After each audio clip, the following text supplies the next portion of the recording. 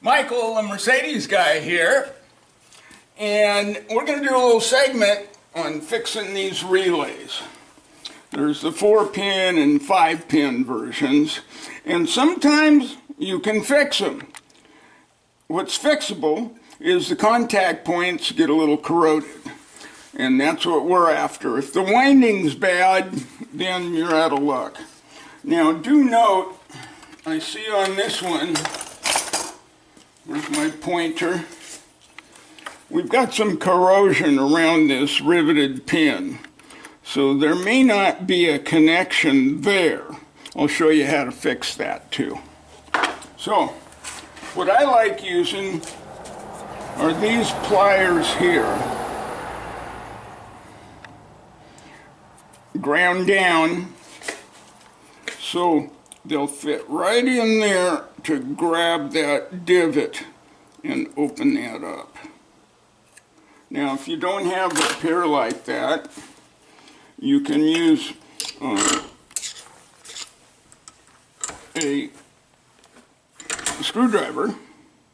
You want it ground real thin on the end, and you can get down in there as well. But that's what happens with the screwdriver. You'll break that bakelite. Now, functionality, that doesn't matter, and you hardly see it. So that's where I recommend getting a pair of pliers like this. Then you can grab that divot and be able to open that up right there.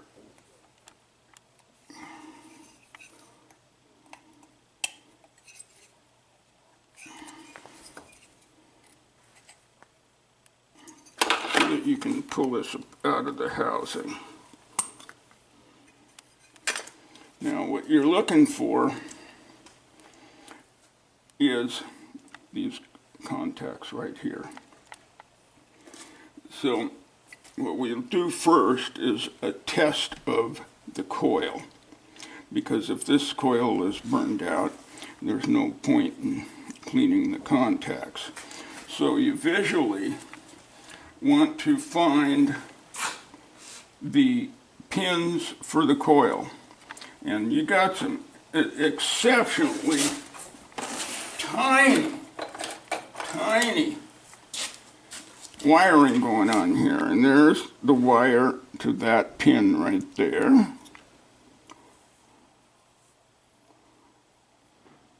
And there's the wire to that pin right there. So these two pins.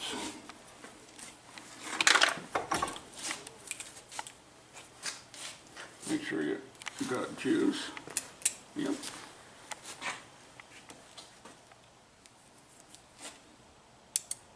Okay, we have a good coil. So the problem is in the contact points. And I'll show you how to do that in just a moment. Okay, I got a piece of 220 sandpaper here. You use this to begin with, and then you go to some finer like 400. But this contact arm, you sand in the direction of the arm, not crosswise. The reason being, when you sand crosswise, you're actually making microscopic little ridges.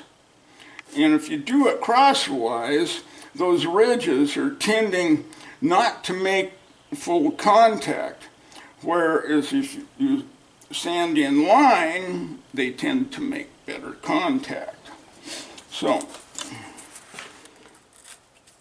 you put it in, push the contactor down, back and forth.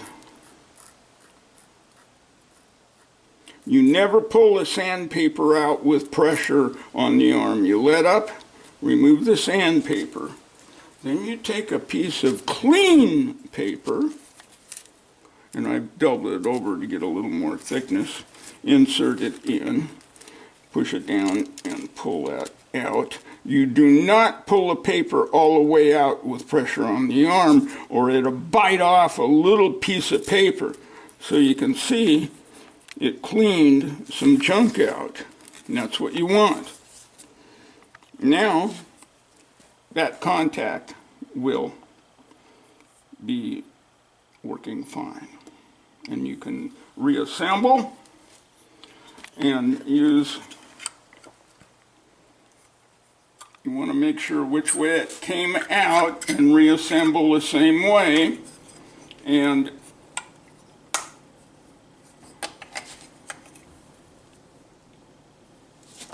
then use a very small hammer to re-divot these little divots, and you're good to go. Now, if you have a lack of connectivity due to something like this, that's a little more involved and a little bit harder to fix, and as you can see, that one's pretty bad too. I'm going to show you on this one because it's the easiest to get to.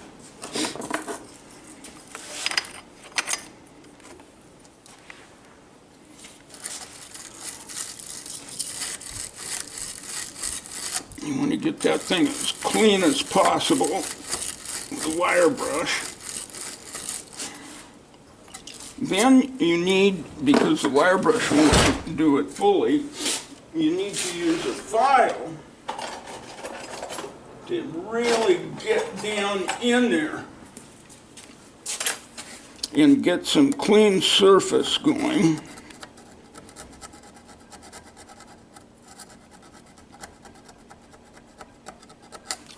Because we're going to solder that, and for the solder to stick, it's got to be bright metal.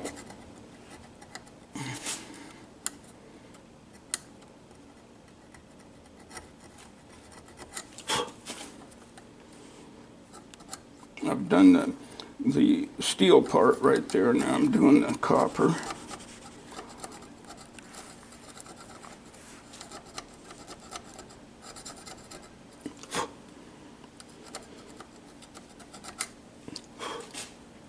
Okay, so I've got my surfaces brightened. Now, you want to use acid core for this. Normally I use rosin core for electrically related items, but you just won't have the success you need. So we're going to use some acid core here. We're going to get this good and hot.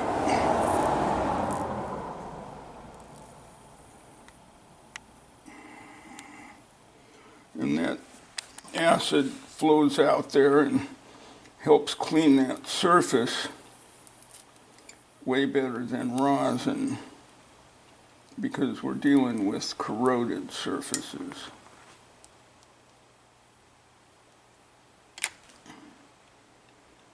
Almost, not quite good enough, but it is adhering, but we want a little bit more solder on there.